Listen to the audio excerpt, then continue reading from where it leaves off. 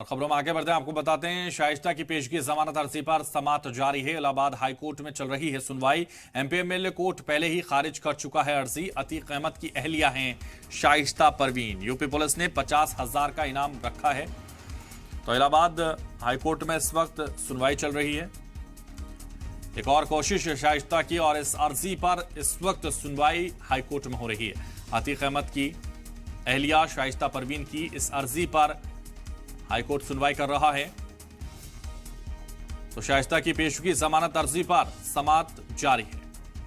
Allahabad high court में चल रही है सुनवाई।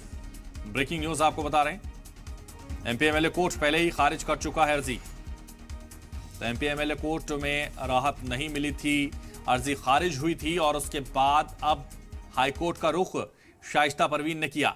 यूपी पुलिस ने हालांकि शाइस्ता पर 50,000 का इनाम रखा है। उमेश पाल के मर्डर मामले में लगातार जिस तरह से शाइस्ता परवीन भी आरोपी हैं और उन पर भी इल्जाम हैं, तो अब उसको लेकर शाइस्ता परवीन ने कोर्ट का रुख किया है एक अर्जी के साथ। और अब इस अर्जी पर सुनवाई इस वक्त जारी है। यूपी पुलिस ने शाइस्ता पर 50,000 का इनाम रखा हुआ है। ये ब्रेकिंग न्यूज आपको बता रहे हैं।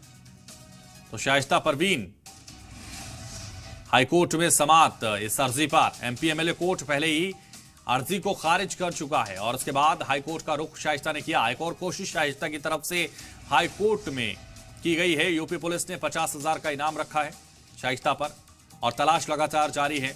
उमेश पाल के मर्डर के बाद से ही लगातार शाइस्ता परवीन फरार है। इलाहाबाद हाईकोर्ट में इस पूरे मामले में सुनवाई इस वक्त चल रही है। जो अर्जी दी गई है, एमपीएमएलए कोर्ट पहले ही खारिज कर चुका है अर्जी।